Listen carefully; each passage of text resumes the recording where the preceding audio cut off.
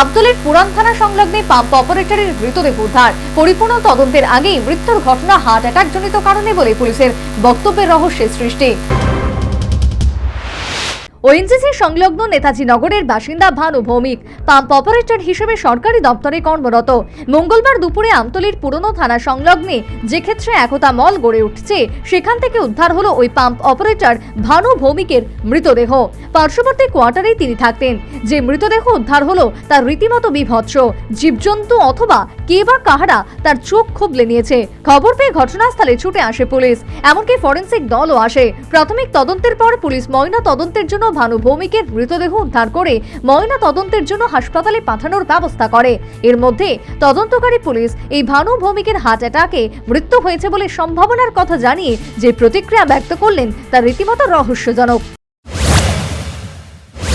বক্তব্য অনুসারে তার মিসেজ বলেছে গতকালকে এসেছিল তার বুকে ব্যথা, মালিশ টালিশ করে দিয়ে ওরা বাড়িতে গেছে। উনি থাকেন কোয়ার্টারে।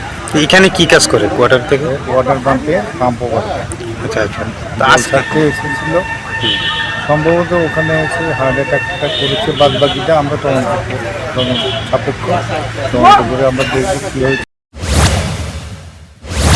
এক্ষেত্রে প্রশ্নটা হচ্ছে, পরিপূর্ণ তদন্তের আগেই সম্ভবত ওই ব্যক্তির হার্ট অ্যাটাকে মৃত্যু হয়েছে বলে পুলিশ কি করে বলতে পারে?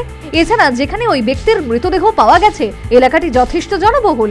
নমুনা দেখে এটা স্পষ্ট যে এই মৃত্যুর ঘটনা ন্যূনতম 19-20 ঘন্টা আগে। দীর্ঘক্ষণ যদি মৃতদেহটি ঘটনাস্থলে পড়েই থাকতো তবে কি স্থানীয় কেউ তা দেখতে পায়নি?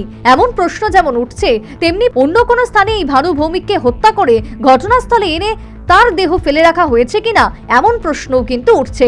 এর মধ্যে তদন্তকারী পুলিশ কর্মী এই ভানু ভৌমিকের মৃত্যুর ঘটনা পরিপূর্ণ তদন্তের আগে হার্ট অ্যাটাক জনিত কারণে বলে যে প্রতিক্রিয়া ব্যক্ত করেছে তাতে কিন্তু রহস্য আরো ঘনীভূত হলো। Bureau report, news vanguard.